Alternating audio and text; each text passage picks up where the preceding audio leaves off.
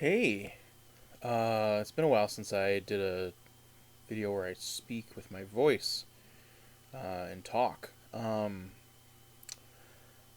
life has been pretty busy for the last few months. Last three months or so, I've been pretty busy. So I haven't had a ton of time to dedicate to either making these videos or reading, or the things that I usually doing. I was started doing YouTube because I had this wealth of time. I was, it was a pandemic. I didn't have work. I didn't have anything going on really, and I needed to occupy my time doing something. Stuck here in this basement in my parents' home. Um, and so now that I don't have the time, I'm not dedicating it to this channel. But I've made some acquaintances, at least one person I would say is a friend, through doing this, um, and uh, I have a few people who seemed to enjoy what I was doing on a regular basis and checked in and things like that. So, just thought I would do just a quick sort of like here's what I've been up to video, and maybe a little bit of what I'm hoping to do in the future, near future. And then I'm just going to briefly talk about some stuff that's come out this year that I've liked, um, that I haven't really maybe talked about a ton on the channel, or at least haven't talked about in quite a while. Movies and music. And so usually when I do my like big year end favorite things of the year, I it's just whatever I liked that I experienced for the first time this year. But this is just going to be stuff that literally is just from 2022. So first of all, I got a job. I've mentioned this I think in the previous when I reviewed my year of rest and relaxation maybe. I did read Eileen after that as well, and I'm a big slut for Otessa Moshfegh now. But so I started working, doing that, and so that has been pretty consuming of my time and my energy. I then started dating. I started dating a person, and that has also been going really well. It's only been going on for a couple months at this point, so still relatively new and fresh and exciting. But that has definitely been eating up a lot of my time, and I've been going over there for like long weekends a lot because I work hybrid. So Friday and Monday I don't have to be in the office, and she works fully remote. So it's just like I can just go there for 4 days, and it's like not an issue. Um, so I've been doing that a lot. So I haven't been here, and I haven't been reading much. I've been watching a lot of movies and TV, but mostly I've been like rewatching stuff. Does make me think though. I will talk about one TV show. So that's been really good. That's been really exciting. I'm not going to go super into detail about anything because it's just, whatever. But I just thought you might like to know. Things are going pretty well for me. Um, got a job, got a boo, and I'm moving. Finally. Um, I've talked at some amount about, you know, the trajectory of my life, and how I wound up here back in this house that I was really not trying to ever live in again. And I came here when I got divorced, and it was supposed to be, a short term kind of thing. And then the pandemic happened, and then I wasn't finding work, and I just wasn't doing well, and it just kept going much longer than I ever intended it to. By the time I leave, I will have been here for over 2.5 years, which I was originally when I first came here, it was going to be for a week, and then I was hoping a few months, and now it's been almost 3 years. But me and two of my closest friends are currently roommates, and we will be moving into a house. It's the three of us, and then two kids half the week, which is going to be really fun to have kids in the house. I'm going to have to hide my collection of weird pornography from them, probably. I'll have to figure that out with their parents, I assume. But that is happening really soon. That is happening at the end of August. I am moving back into the city, moving where I belong. I may have grown up here in the suburbs, but man, I'm not suited for this lifestyle. So we're moving to South Minneapolis. I don't think nobody's gonna stalk me. I'll just say that I'm moving near the Lake Nokomis area. If there's any local heads here, you can know what that means. It's a South Minneapolis, far south, near the end of the city, the southern border of the city. It's a neighborhood that has it's a firmly like middle class neighborhood. It isn't really gentrified, but it isn't really poor either. Lots of single family housing, small shops, bodegas, small businesses, restaurants, and then it's near one of the lake Nokomis, which is like one of the bigger lakes in the city, with a public beach and everything. Um, so yeah, going to be living there. It's going to be really cool. I'm going to basically have the basement, so I will still be in a basement. But that's fine. I've been in a basement for quite a while. Almost all of my adult life I've been in a basement. The vast majority of it, at least. Um, and yeah, so I'll have like a bedroom, and then we're gonna have there's like a second room that's gonna be like a shared space, but with an emphasis on me, where it's gonna have like my stuff, like my movies and stuff like that, records and whatnot, and then there will be like a second living room kind of vibe with a love seat and a armchair and a TV. And it's gonna be like I can watch TV down there when I'm living my life, or if like somebody is not vibing with what's happening upstairs in the main living room, then they can come downstairs and watch TV down there or whatever, hang out. Um, so that's I'm really excited about all of that. I'm very like at this point I'm at the point where I'm like just I want to get it over with. The last like month before you move is always the worst. Also, since I got divorced, I had like no furniture like and housewares and stuff, and so I've been having to buy tons of crap. I've been going around to thrift stores and stuff buying furniture, getting furniture off of like Facebook Marketplace, um, buying stuff for like bathroom stuff. I bought like one of those shower like bathroom rack, 3-tier racks on wheels to put my like toiletries and stuff in. Had to get a bath mat. Had to get like new towels, towel set. Had to get sheets for the bed, more pillows. All of that shit. And then like just like I need to get a love seat. I had to get a coffee table. I had to get a nightstand. I got to get lamps. I got to get a desk chair, etc., etc. Like I have nothing. Literally, all I have is like a bed and shelves for my stuff. So, which is like, I mean, I'm glad I at least have that. But like, a lot of the more practical, everyday things I am lacking in. But I've been acquiring that this week. That's been kind of fun to get me excited about everything moving forward.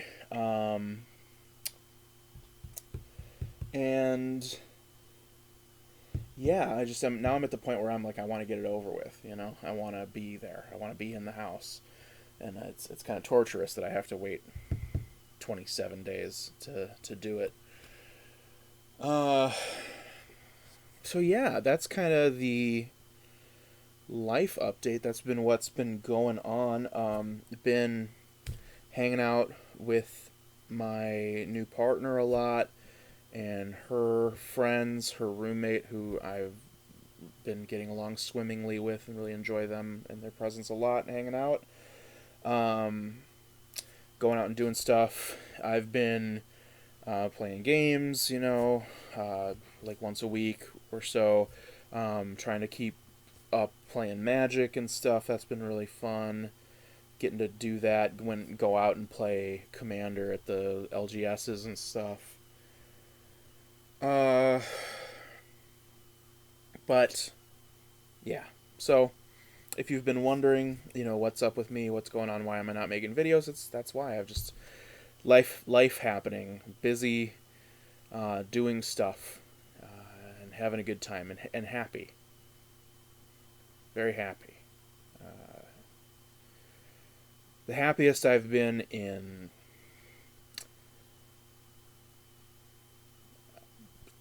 my entire adult life, probably. I think, and it's just, I mean, it's not like gonna be always better forever, but the trajectory is clearly trending upward. Um, so yeah, let's talk about stuff though, because that's what this channel is, supposed to be. It's supposed to be a repository for um, the things I did when I was a young man, and then now I fill it with videos of me playing music and talking about stuff that I like. First, I want to just briefly talk about television. Um, I am reaching a point where I'm kind of the opinion that like I don't think that television has superseded film, right? In like people grab and gravitate to TV, and TV has more of a cultural presence. TV shows have more of a cultural presence and a cultural impact than film does at this point, I think. But I don't think that TV is even close to the level of quality that film is. And I think that it's just sort of inherent in the nature of television. Television is sort of a more fickle, ephemeral kind of type of experience to view. And then also, when you have scripted drama, it's so hard to sustain quality over that period of time. Very, very hard.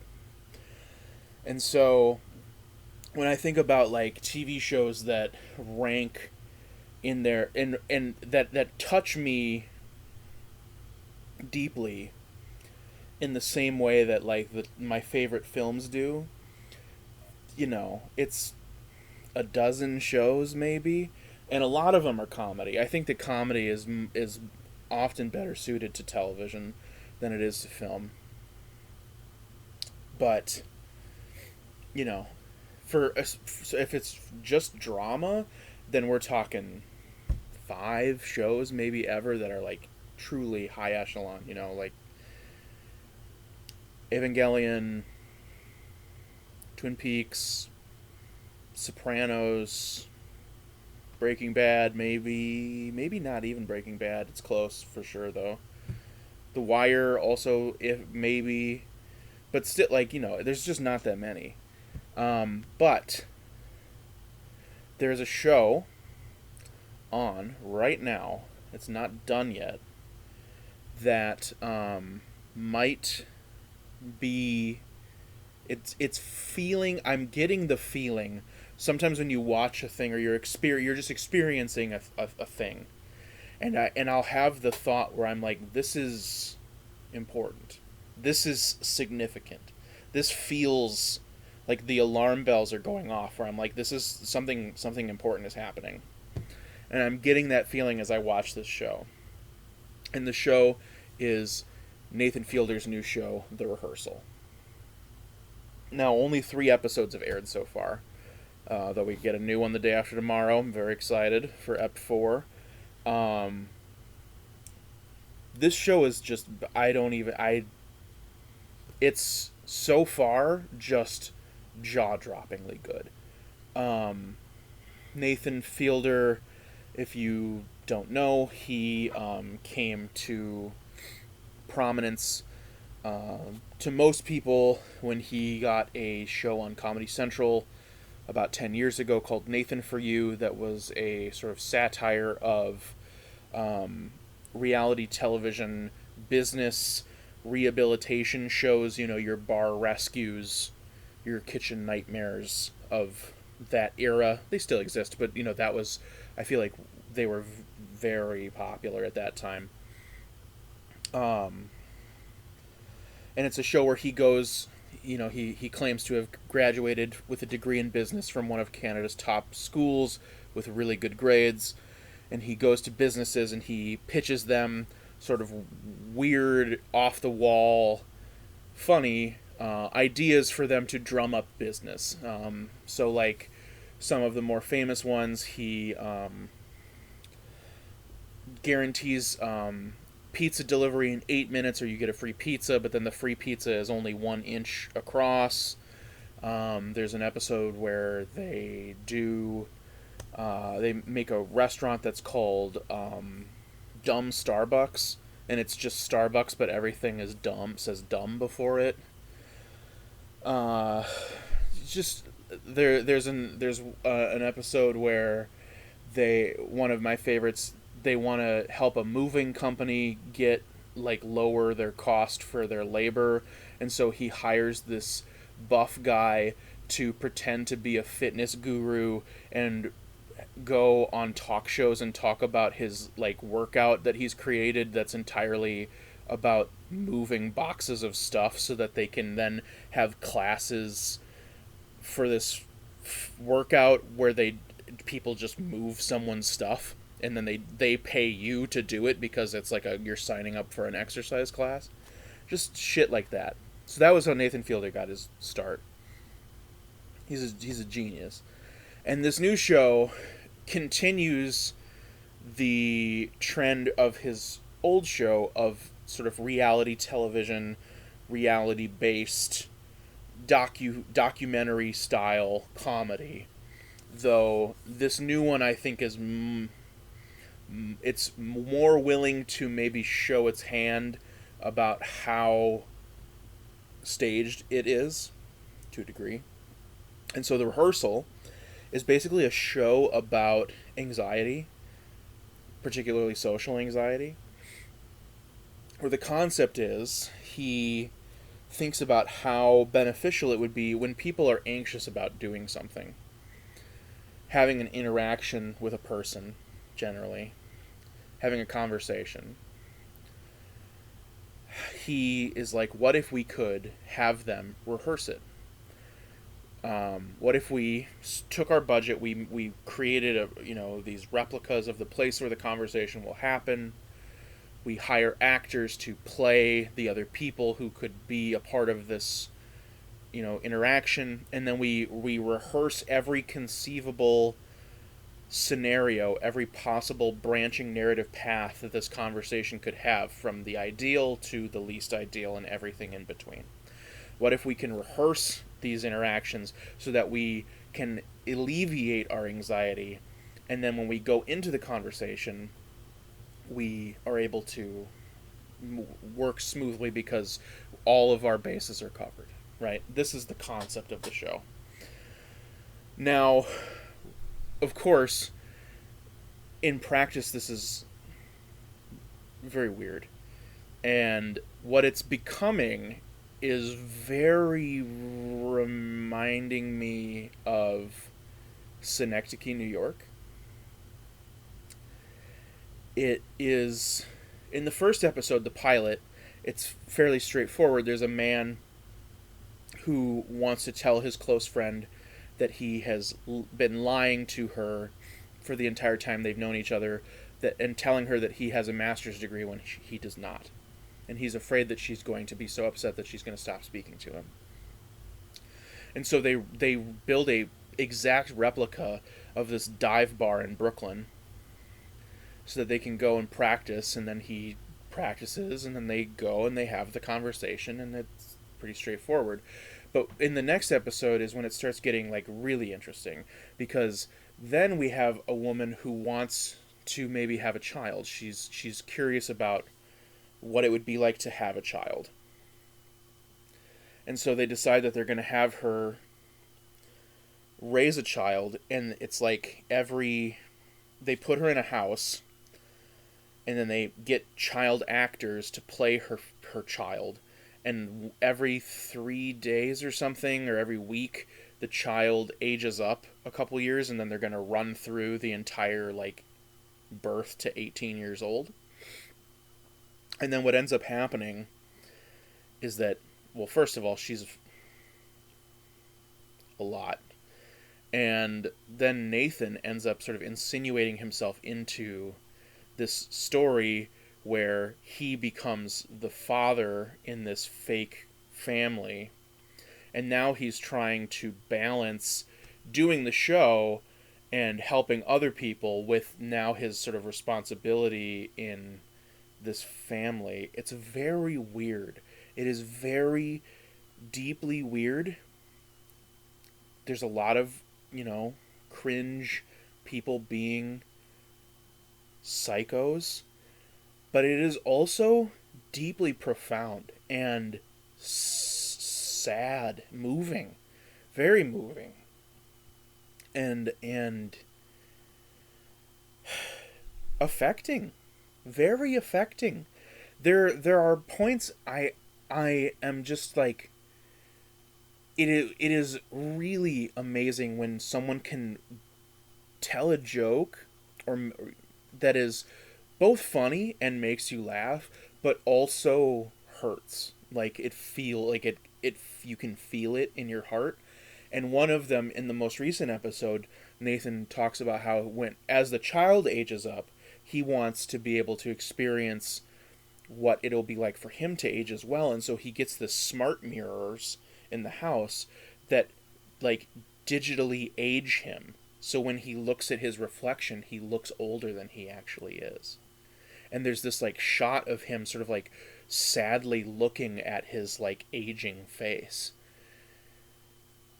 And it's funny because like conceptually it's just like silly, but it's also like this very human moment of like mortality that you can like really feel that.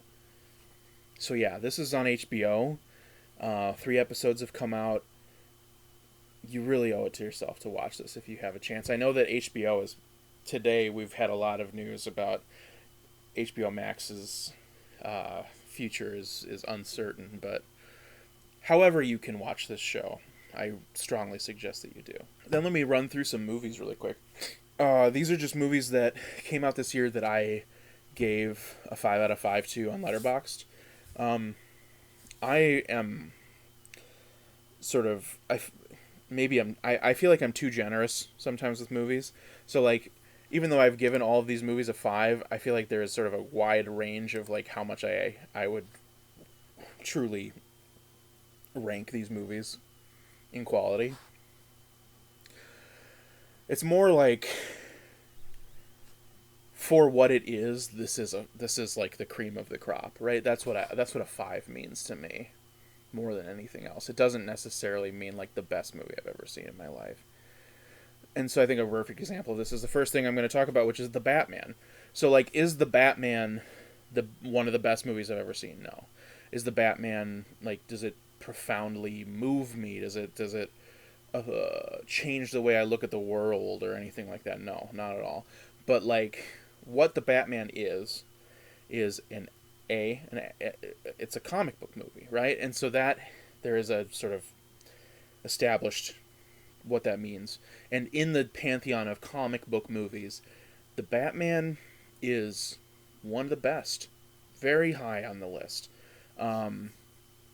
The only things I can think of that are going to be up in the same tier as the Batman are Batman Mask of the Phantasm, which is an incredible movie.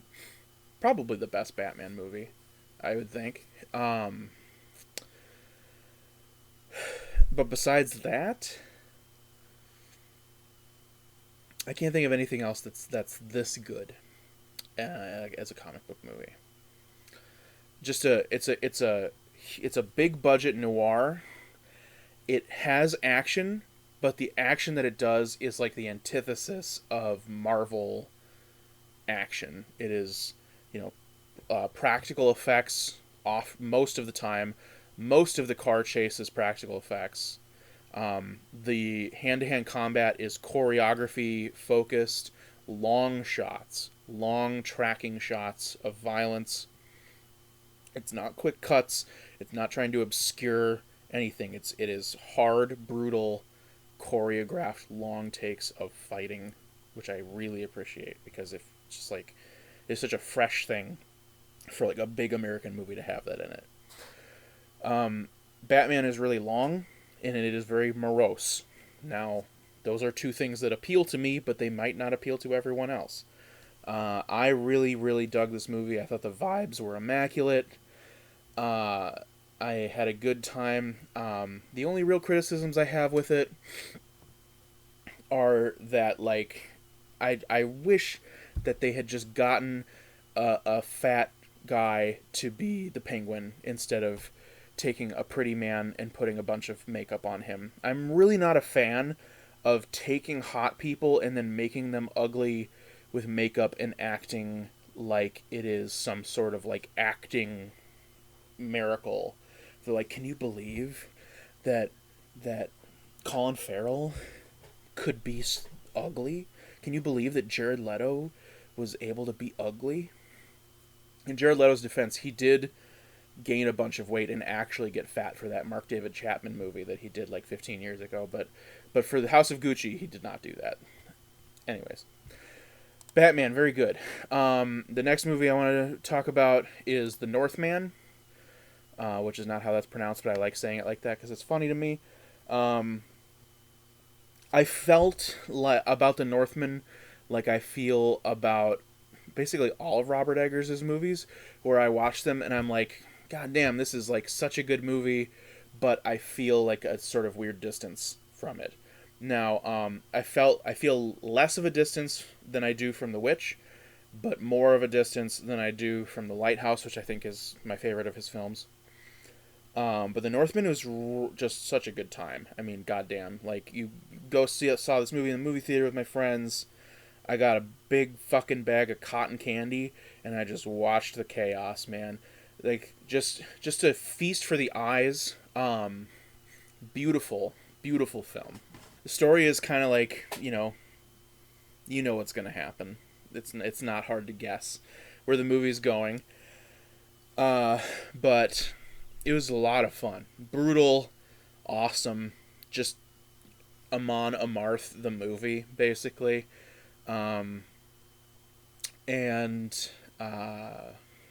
Yeah, I have a few complaints about it. Then I wanted to mention briefly Nope, the new Jordan Peele film. This just came out like 2 weeks ago, not even. I really loved this. I'm a big fan of Jordan Peele.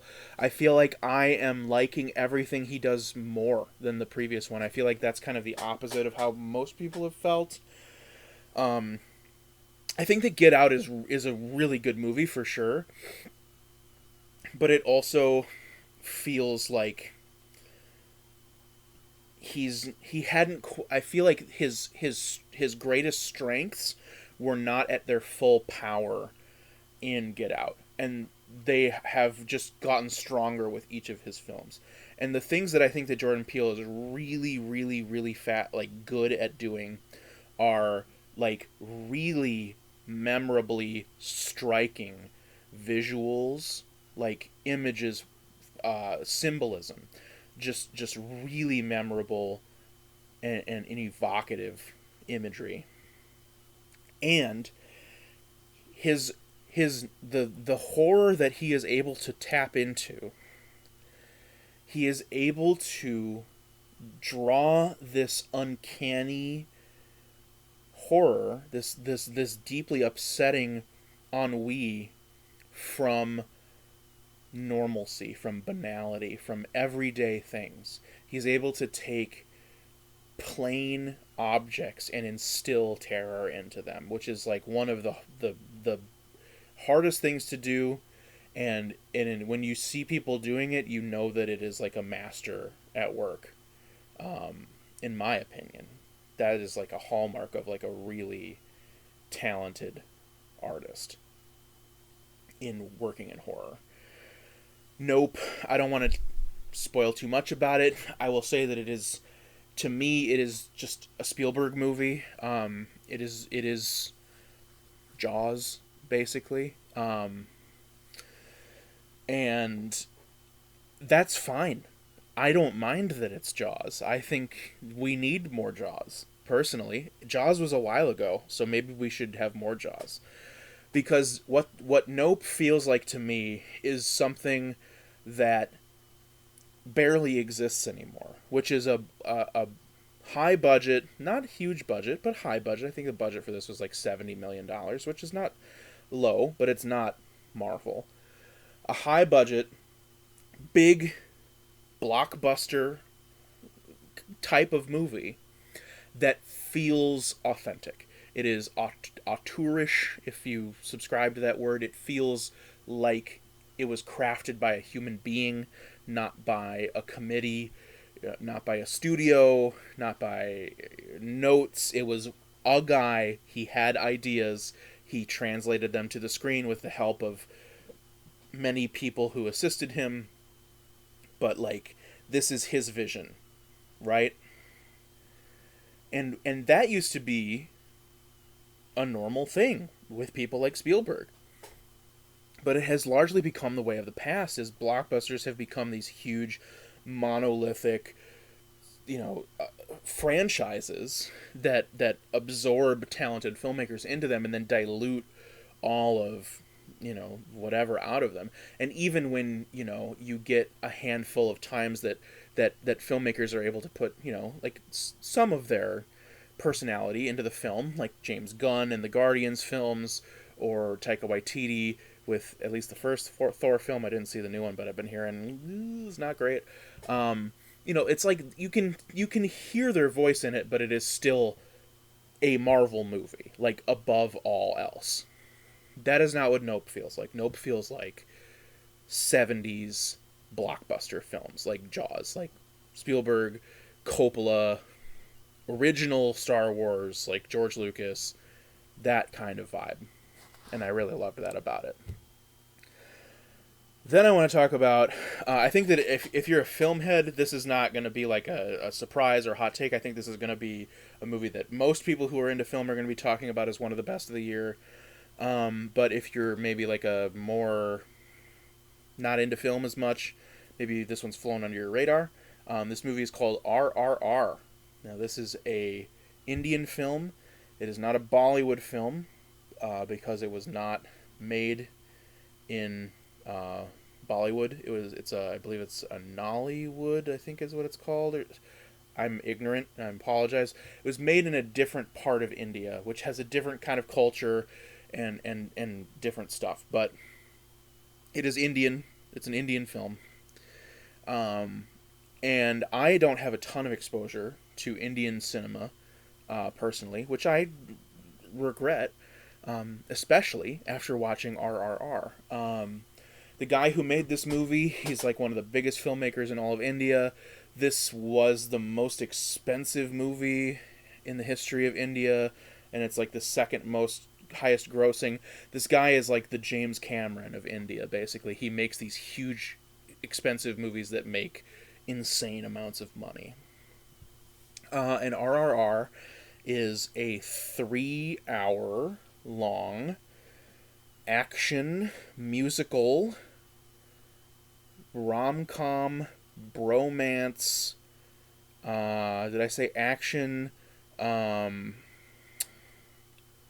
is just everything. It is just pure spectacle in film. I watched this on the 4th of July with my friends, and they had just legalized edible marijuana in Minnesota.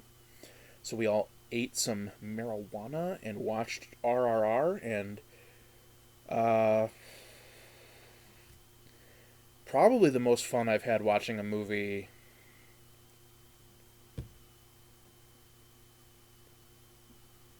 all year, for sure. There's been a couple close ones, but it's a story. It's sort of like a fanfic about two real historical figures. It's also a movie about.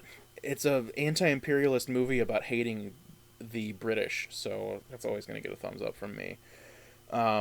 It's about two historical figures who both were revolutionaries who fought against the British Empire in India as they were under colonial rule, who lived decades apart and never knew each other. But this movie reimagines them meeting in the 1920s in India and becoming best friends. And one of them is a revolutionary who is hiding his identity because he's like a famous, notorious sort of a terrorist or whatever. And then the other is a cop. He's working for the English, but he's like a double agent. He's trying to get into the military and the police so that he can infiltrate it, so that he can help to destroy it from the inside. So both of them are hiding who their true intentions from one another, and neither knows that the other is actually like a revolutionary at the beginning, at least. But this movie has some of the wildest action set pieces that I've ever seen in a movie. There's a part in this film where a man boxes a tiger. There is a part in this movie where I don't even want to dilute the power of this film by explaining what happens in it to you. It is just truly like a spectacle and a feast for the imagination. And it's on Netflix in North America, in the United States. It's on Netflix. You can just watch it. And I really cannot recommend enough that you do. It is just, it is really fun. I think they did briefly play this in theaters, and goddamn, I am really mad that I didn't go. And if they screen it again, like if a Repertory Theaters plays it, I'm gonna be there because this movie in a movie theater is gonna be a goddamn riot. I can't even imagine how much fun this movie would be in a movie theater. I would lose my fucking marbles.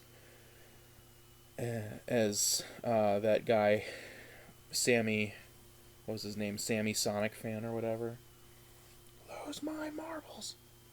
But the movie that I'm have been putting off talking about is Everything Everywhere All at Once. I saw it in the theater 4 times. It kind of changed my life a little bit. One of the best movies I've ever seen. Top 5 movies for me right now. Really a movie that came at a time when I needed it. A movie that is about an optimistic brand of nihilism where we have to accept that there is no cosmic significance to our lives or anything that we do.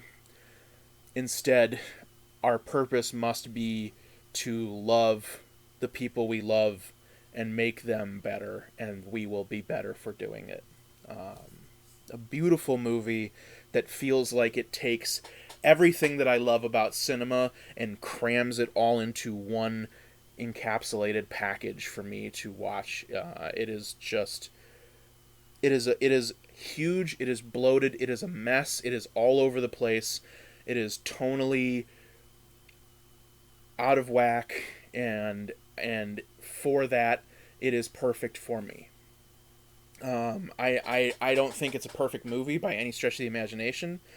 A lot of people have said, like, oh, it could have been, did it need to be 2 hours and 20 minutes long? Probably not.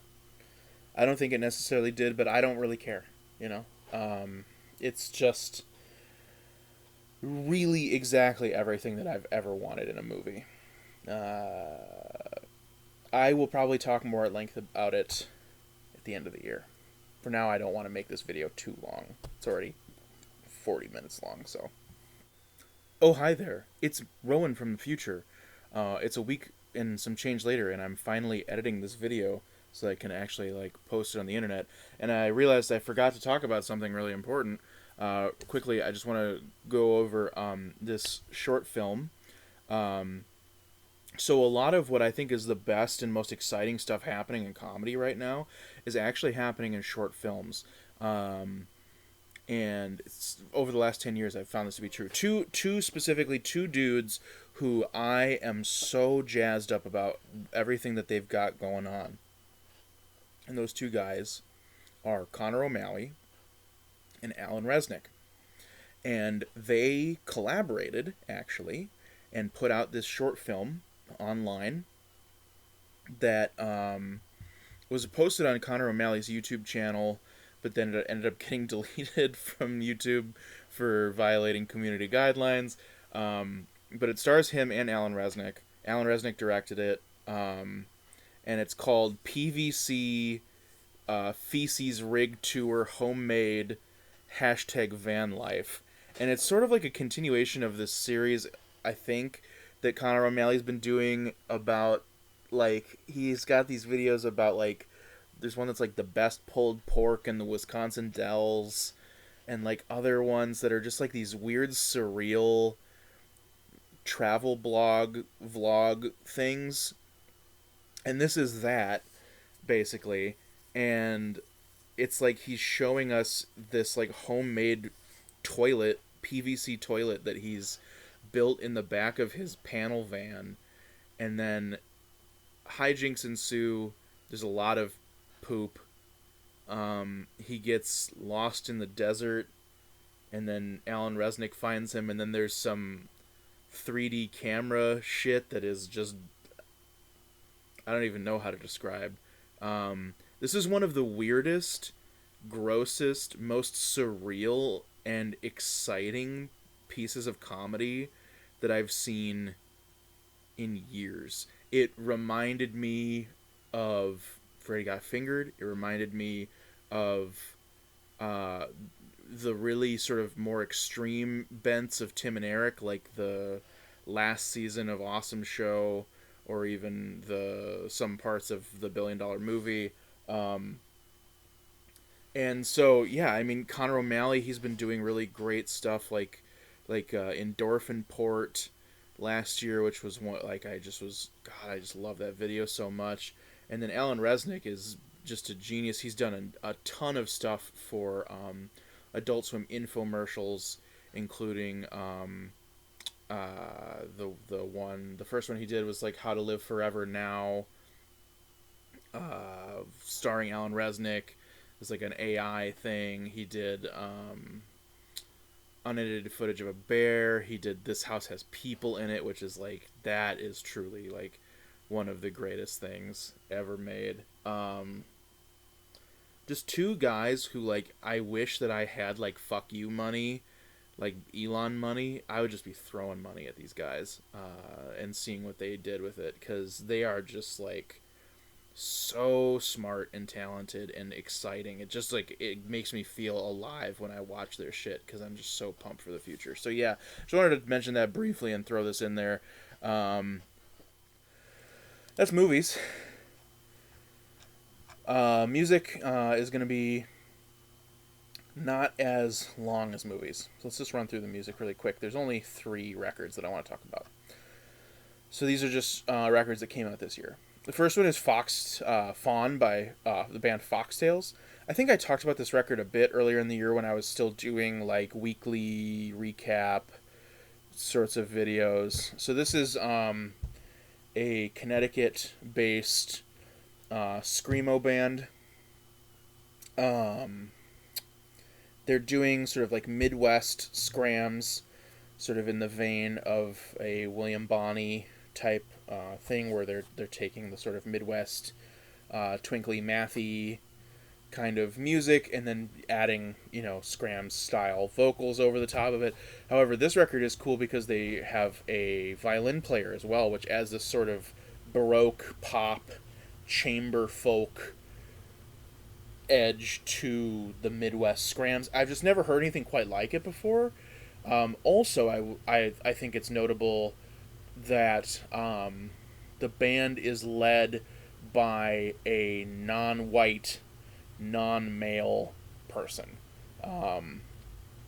which is like unbelievably rare in emo and emo adjacent genres of music. Literally the only other band that I can think of that is like in the emo umbrella of music that has a non-male singer is Paramore. When you go and you look at like lists of like all the greatest emo records of all time, it's all white guys. And a lot of music suffers from this problem, but emo music, it feels like really, really does. And I'm still making my way through the canon, the classics. I haven't gotten to the super deep cuts yet, I don't think. And I'm sure that there's a lot of modern, especially bands that are bucking this trend, Foxtails being one of them. But that was a notable thing to me where I was like, oh, this is so refreshing that it's like not a fucking white guy on this record. Also, just like Scram's vocals from a like non-male vocalist is like this completely different vibe that I love, super love. So this record is like, I probably like it more than most people will like it. I think most people are going to be like, oh yeah, it's pretty good, but I really like this record a lot. Yeah.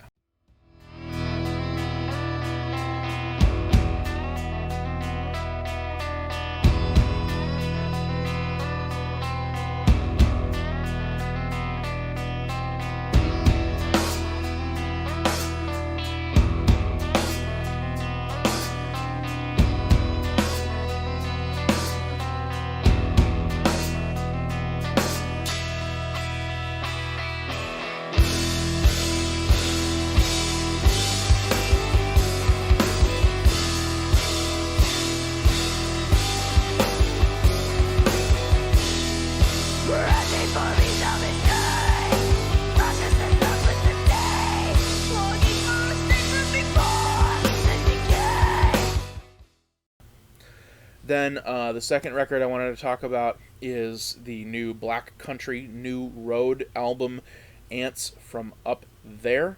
This has been like the big for like, I think like in internet music culture, music head discussion, this is the album that's getting bandied about as album of the year likely at this point, with people getting very hyperbolic about it, being like, oh, this is probably album of the decade. I've been seeing, young people on TikTok being like, this is in my top 5 records of all time, like within a month of it coming out. That shit is bananas to me. But it is really, really, really, really good. It is really, really, really, really, really, really, really good. I'm not going to ever try and deny that. It is astonishingly good. Especially because when I listened to their first record, when it came out last year, I was kind of like, eh. I kind of shrugged, I was kind of like, whatever. So Black Country New Road is this huge Arcade Fire-esque ensemble of like a dozen musicians that play, I would say, what they're doing is for sure, indie rock, right? In the vein of a Radiohead, in the vein of an Arcade Fire. But it is, I would say, a lot more sort of mathy. They're doing stuff that's, I would say it's not a far cry from Arcade Fire, but it's like Arcade Fire by way of what? I don't know, Built to Spill, but orchestrated like Arcade Fire, but it's more complex. It's more, they're using more interesting time signatures and changes. Their songs are very often long, operatic, have movements and things in them. And then Isaac Wood, the leader of the band at the time that they made this record, his lyrics are very confessional. They're very um, they're very sort of like personal. They're not highly poetic, I would say, a lot of the time. So often they will be metaphorical, but I feel like it is very clear what the messaging of the music is, right? Even on a song like Chaos Space Marine, which is, about this sort of fantasy of him being a Chaos Space Marine from Warhammer 40,000, but it's like that is clearly a metaphor, but it's a pretty obvious metaphor for what that means. um, but then, of course, we had all this stuff right before the record came out. Isaac announced that he needed to step away from music because he was having some like mental health issues, and so he exited the band. The band has declared that they are going to continue on without him, even though he was the lead singer and primary songwriter, I believe, of the band. They're getting ready to do their first American tour without him. So the future of Black Country New Road, I don't know. I don't know what that's going to look like, and I don't know what the future of Isaac Wood is going to look like. I am going to state something now, not because I think it is certainly going to come to pass, but if it does come to pass, I want to be able to look back and have definitive video evidence that I said this, that I called this back now when this happened. 10 years from now, I feel like if Isaac Wood truly just like is like, I'm done, I can't do this, he's gonna be the Gen Z Jeff Mangum. He's gonna be this generation's Jeff Mangum.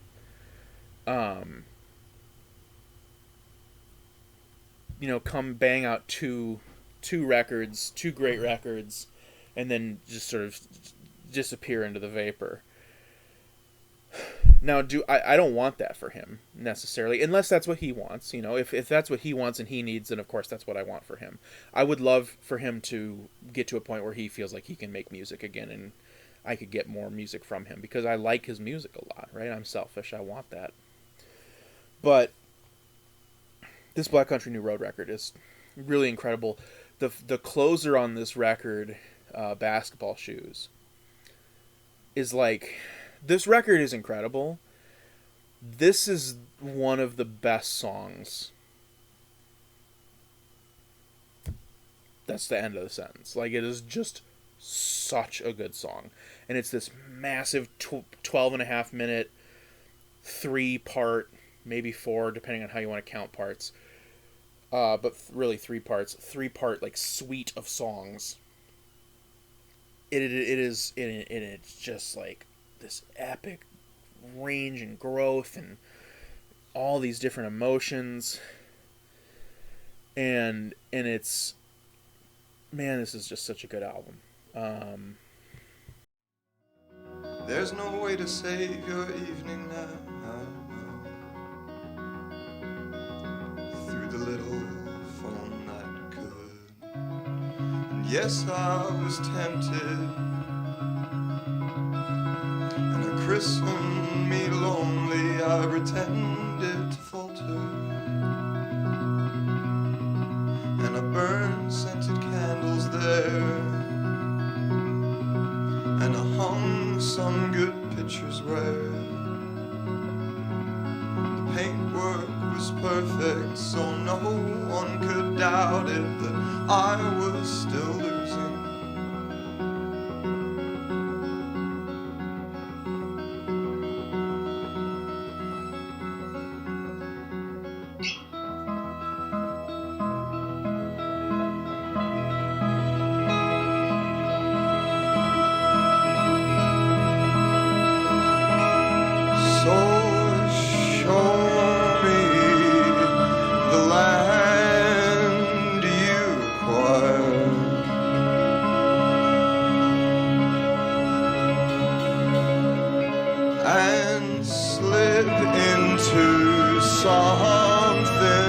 beside the holes you tried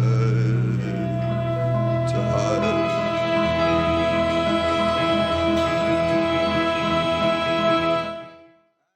I want to talk about one more album before I jet. Keep this video under an hour. And that is Dragon New Worm Mountain, I Believe in You, the new album by Big Thief, the band led by Adrian Lenker, who studious fans of the channel may have seen me playing covers of. People may have seen me. I've been putting up covers of stuff from this record too. And Adrian Lenker, her record, her solo record, Songs, that came out in 2020, was my favorite album that year. That came out in 2020. And this record might be better. It's close. They're very different, but this record, I saw someone describe this record as the London Calling of folk music. And I think I like that. I like that sentiment. Where London Calling is like a punk record, but it kind of like spans the entirety of what punk music was in 1979. So you've got just straight up punk, you've got sort of like post-punk, you've got reggae and like two-step type stuff, you've got like surf rock.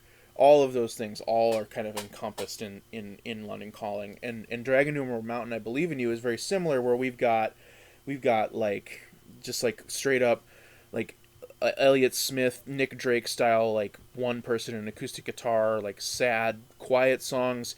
We've got like big kind of like folk rock, like anthems. We've got like country songs almost. Like country rock, kind of like Nico Case style of like alt country. We've got like campfire songs almost, songs that seem like they should be sing-alongs, or like silly almost. They're it's just like this, and it's a huge album. It's 20 songs, 80 minutes, double album. It's massive, and it's just so fucking good. It is just like, it is one of those albums where it's this big sprawling kind of like mess, right? And at first it felt almost impenetrable because it's so big, and it's not like thematic, like the Black Country New Road record. There's a lot of like references that keep iterating throughout the record, the Concord and things like that like kind of pull you through the album. And there's none of that. It is truly just a collection of songs, but it is just like every song on this record is just so fucking good. And even something like Heavy Bend. There's this song on here. It's the shortest song on the record. It's like 1.5 minutes long. But it like goes so unreasonably fucking hard, and every time I listen to it, I just like get into the groove so fucking hard. And like I think about how like somebody needs to like spit bars over this fucking song.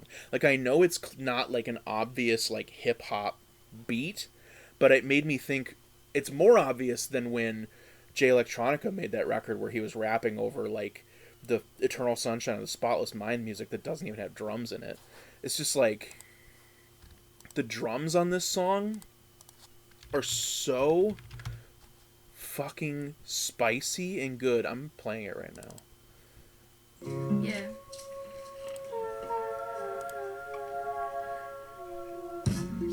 Just the kick and snare hits. I said snare. I meant hi-hat.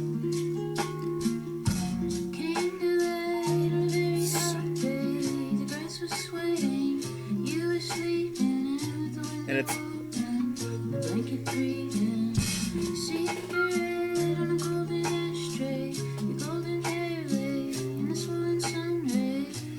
It's a weird amount of times too. And then it does that. It gives you the boom clap instead. And then it does this.